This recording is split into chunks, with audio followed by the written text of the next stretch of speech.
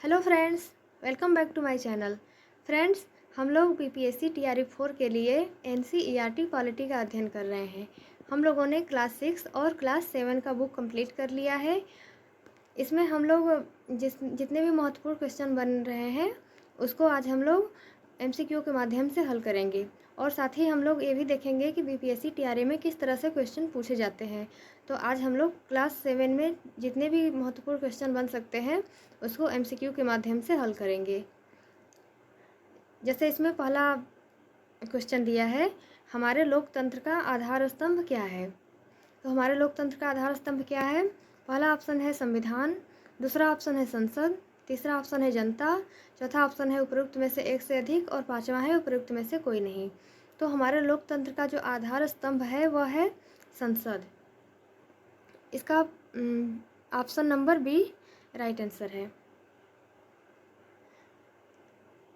अगला क्वेश्चन है, मध्याह्न भोजन योजना की शुरुआत किस राज्य से हुई थी। पहला ऑप्शन है केरल, दूसरा है तमिलनाडु, तीसरा ऑप्शन है राजस्थान, चौथा ऑप्शन है उपरोक्त में से एक से अधिक और पांचवा है उपरोक्त में से कोई नहीं। तो मध्याह्न भोजन योजना की शुरुआत किस राज्य से हुई थी? तो इसकी शुरुआत तमिलनाडु राज्य से हुई थी। इसका राइट आंसर होगा ऑप्शन नंबर बी। अगला क्वेश्चन है, अमेरिका में नागरिक अधिकार अधिनियम जिसको सिविल राइट्स मूवमेंट कहा जाता है यह कब बना। पहला ऑप्शन है 1964, दूसरा है 1963, तीसरा ऑप्शन है 1966, चौथा ऑप्शन है उपरोक्त में से एक से अधिक और पांचवा है उपरोक्त में से कोई नहीं। तो अमेरिका में नागरिक अधिकार अधिनियम यह 1964 में बना था। इसका राइट आंसर है ऑप्शन नंबर ए। अगला क्वेश्चन है, अनुच्छेद 15 में कितने आधार पर भेदभाव का निषेध किया गया है। तो इसमें पहला ऑप्शन है 4 आधारों पर, दूसरा है 5, तीसरा है 6, चौथा ऑप्शन है उपरोक्त में से एक से अधिक और पांचवा है उपरोक्त में से कोई नहीं। तो जो अनुच्छेद 15 है यह समानता के अधिकार के अंतर्गत आता है। तो अनुच्छेद 15 में कितने आधारों पर भेदभाव का निषेध किया गया है? तो इसमें 5 आधारों पर भेदभाव का निषेध किया गया है। यह 5 आधार कौन कौन से हैं? तो यह है धर्म, मूलवंश, जाति, लिंग और जन्म स्थान। इन 5 आधारों पर किसी भी व्यक्ति के साथ न तो कोई सरकार और न ही कोई अन्य व्यक्ति भेदभाव करेगा। तो अनुच्छेद 15 में 5 आधारों पर भेदभाव का निषेध किया गया है। इस तरह से इसका राइट आंसर हो जाएगा ऑप्शन नंबर बी। अगला क्वेश्चन है, कानून के समक्ष समानता किस अनुच्छेद में है। कानून के समक्ष समानता जो है वो किस अनुच्छेद में है? पहला ऑप्शन है अनुच्छेद 14, दूसरा है अनुच्छेद 15, तीसरा ऑप्शन है अनुच्छेद 16, चौथा ऑप्शन है इनमें से एक से अधिक और पांचवा है इनमें से कोई नहीं। तो कानून के समक्ष समानता जो है वो अनुच्छेद 14 के अंतर्गत है। तो इसका राइट आंसर हो जाएगा ऑप्शन नंबर ए। फिर छठवां क्वेश्चन है, इनमें से कौन सा अधिकार हमारे मौलिक अधिकार का भाग है। पहला ऑप्शन है चुनाव लड़ने का अधिकार, दूसरा है संपत्ति का अधिकार, तीसरा ऑप्शन है स्वास्थ्य का अधिकार, चौथा ऑप्शन है उपरोक्त में से एक से अधिक और पांचवा है उपरोक्त में से कोई नहीं। तो इनमें से ऐसा कौन सा अधिकार है जो कि हमारे मौलिक अधिकार का भाग है। तो जो चुनाव लड़ने का अधिकार है ये एक कानूनी अधिकार है, ये हमारे मौलिक अधिकार का भाग नहीं है। और संपत्ति का अधिकार शुरुआत में जब संविधान बना था तो उस समय संपत्ति का अधिकार हमारे मौलिक अधिकार का भाग था, लेकिन इसको 44वें संविधान संशोधन के द्वारा इसको मौलिक अधिकार की श्रेणी से निकाल दिया गया है। अब यह एक कानूनी अधिकार है। और स्वास्थ्य का अधिकार हमारे मौलिक अधिकार का भाग है, क्योंकि यह अनुच्छेद 21 के अंतर्गत जो जीवन जीने का अधिकार दिया गया है उसके अंतर्गत ही यह स्वास्थ्य का अधिकार भी आता है। तो इसका राइट आंसर हो जाएगा ऑप्शन नंबर सी। फिर सातवां क्वेश्चन है, इनमें से सरकार का प्राथमिक कर्तव्य कौन सा है। पहला ऑप्शन है प्राथमिक शिक्षा उपलब्ध कराना, दूसरा है स्वास्थ्य सेवाएं प्रदान करना, तीसरा ऑप्शन है संपत्ति की सुरक्षा करना, चौथा ऑप्शन है उपरोक्त में से एक से अधिक और पांचवा है उपरोक्त में से कोई नहीं। तो इनमें से ऐसा कौन सा कार्य है जो कि सरकार का प्राथमिक कर्तव्य है। तो प्राथमिक शिक्षा उपलब्ध कराना ये सरकार का प्राथमिक कर्तव्य है, स्वास्थ्य सेवाएं प्रदान करना ये भी सरकार का प्राथमिक कर्तव्य है, संपत्ति की सुरक्षा करना ये सरकार का कर्तव्य है, लेकिन ये इसको प्राथमिक कर्तव्य नहीं माना जा सकता है। तो इस तरह से इसका राइट आंसर होगा उपरोक्त में से एक से अधिक, क्योंकि इसमें 2 ऑप्शन सही है, प्राथमिक शिक्षा उपलब्ध कराना और स्वास्थ्य सेवाएं प्रदान करना। तो इसका राइट आंसर होगा ऑप्शन नंबर डी। फिर अगला क्वेश्चन है, विधानसभा के सदस्य को क्या कहा जाता है? पहला ऑप्शन है विधायक, दूसरा ऑप्शन है एमएलए, तीसरा है सांसद, चौथा ऑप्शन है उपरोक्त में से एक से अधिक और पांचवा है उपरोक्त में से कोई नहीं। तो विधानसभा के सदस्य जो होते हैं उनको क्या कहा जाता है? तो उनको विधायक कहा जाता है और इंग्लिश में इसी को एमएलए कहा जाता है। एमएलए का फुल फॉर्म होता है मेंबर ऑफ लेजिस्लेटिव असेंबली। और जो सांसद होते हैं वो संसद के सदस्य को कहा जाता है। जो लोकसभा के सदस्य होते हैं उनको सांसद कहा जाता है। तो इसका राइट आंसर होगा उपरोक्त में से एक से अधिक।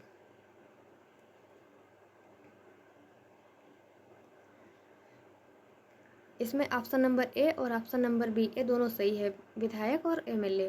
तो इसका राइट आंसर होगा उपरोक्त में से एक से अधिक। अगला क्वेश्चन है, राज्य में मंत्रियों का चयन कौन करता है? पहला ऑप्शन है राज्यपाल, दूसरा है मुख्यमंत्री, तीसरा ऑप्शन है राष्ट्रपति, चौथा ऑप्शन है उपरोक्त में से एक से अधिक और पांचवा है उपरोक्त में से कोई नहीं। तो राज्य में मंत्रियों का जो चयन होता है वो कौन करता है? तो राज्य में मंत्रियों का चयन जो होता है वो मुख्यमंत्री करते हैं। तो इसका राइट आंसर होगा मुख्यमंत्री।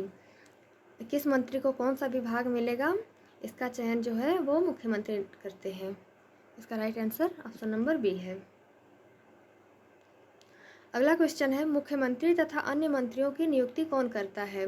पहला ऑप्शन है राज्यपाल, दूसरा ऑप्शन है हाई कोर्ट के मुख्य न्यायाधीश, तीसरा है राष्ट्रपति, चौथा है उपरोक्त में से एक से अधिक और पांचवा है उपरोक्त में से कोई नहीं।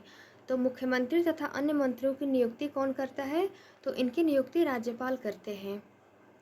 मंत्रियों का जो चयन है कि किस मंत्री को कौन सा विभाग मिलेगा, इसका जो चयन है वो मुख्यमंत्री करते हैं, लेकिन जो मंत्रियों की नियुक्ति होता है, शपथ जो होता है वो राज्यपाल दिलाते हैं। मुख्यमंत्री तथा मंत्रियों की भी नियुक्ति राज्यपाल करते हैं। तो इसका राइट आंसर होगा ऑप्शन नंबर ए।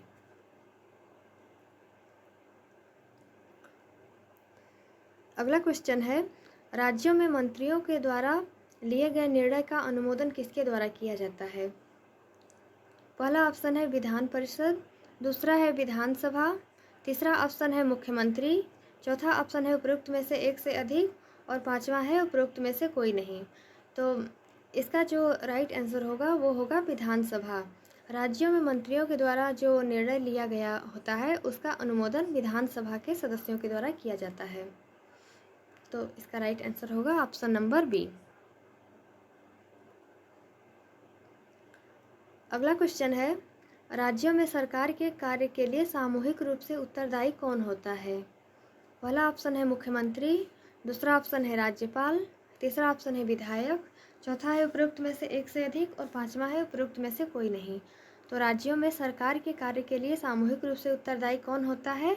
तो राज्यों में सरकार के कार्यों के लिए सामूहिक रूप से जो वहाँ के विधायक होते हैं वो उत्तरदायी होते हैं।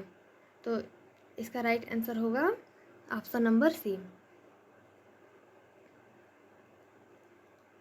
फिर अगला क्वेश्चन है, किसी भी संस्था में महिला कर्मचारियों की कितनी संख्या होने पर उसे बालवाड़ी की सुविधा देनी होगी? तो किसी भी संस्था में बालवाड़ी की सुविधा देने के लिए महिला कर्मचारियों की संख्या कितनी होनी चाहिए? तो ऑप्शन नंबर एक है 30, ऑप्शन नंबर बी है 40, तीसरा ऑप्शन है 45, चौथा ऑप्शन है उपरोक्त में से एक से अधिक और पांचवा है उपरोक्त में से कोई नहीं।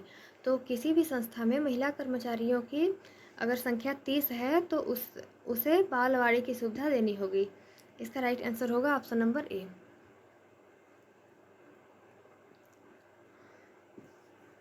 अगला क्वेश्चन है, उत्तरी रेलवे की पहली महिला इंजन चालक कौन है?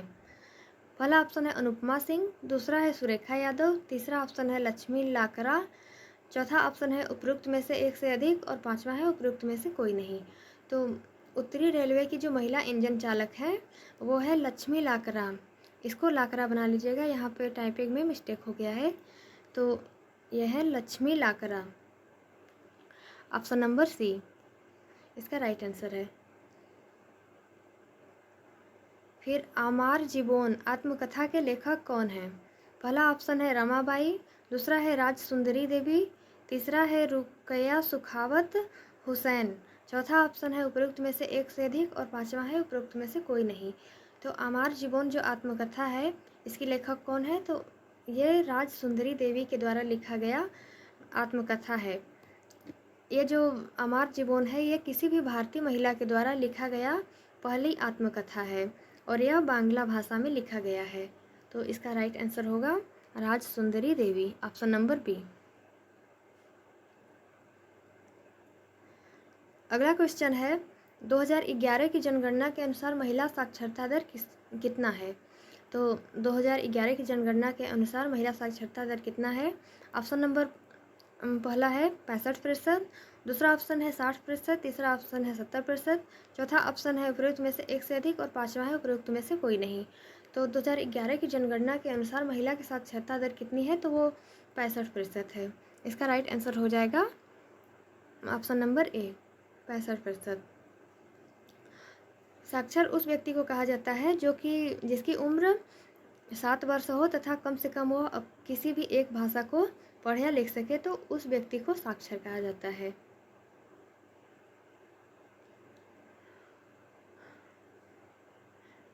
अगला क्वेश्चन है घरेलू हिंसा महिला संरक्षण अधिनियम कब लागू हुआ?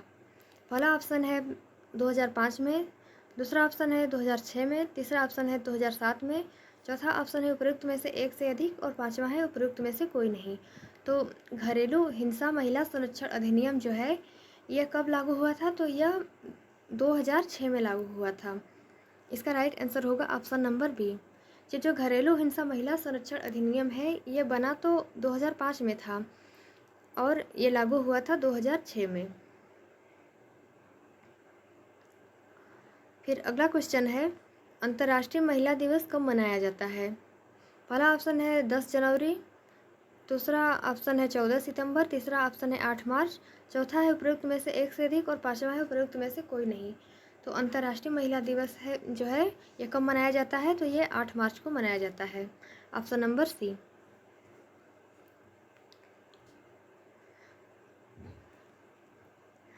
अगला क्वेश्चन है सेंसरशिप से क्या तात्पर्य है? पहला ऑप्शन है फिल्म के किसी अंश पर प्रतिबंध लगाना, दूसरा है समाचार पत्र के किसी अंश पर प्रतिबंध लगाना, तीसरा है गीत की किसी अभिव्यक्ति को जन समुदाय तक पहुंचने से रोकना और चौथा ऑप्शन है उपरोक्त में से एक से अधिक और पांचवा है उपरोक्त में से कोई नहीं। तो इसका राइट आंसर हो जाएगा उपरोक्त में से एक से अधिक, क्योंकि जो सेंसरशिप है ये किसी फिल्म या फिर समाचार पत्र या फिर गीत या फिर ऐसी कोई भी जो चीज़ होती है जिस पर सरकार प्रतिबंध लगाती है, जिसको जन समुदाय तक पहुंचने से रोका जाता है, तो उसको सेंसरशिप कहा जाता है। इसका राइट आंसर होगा उपरोक्त में से एक से अधिक।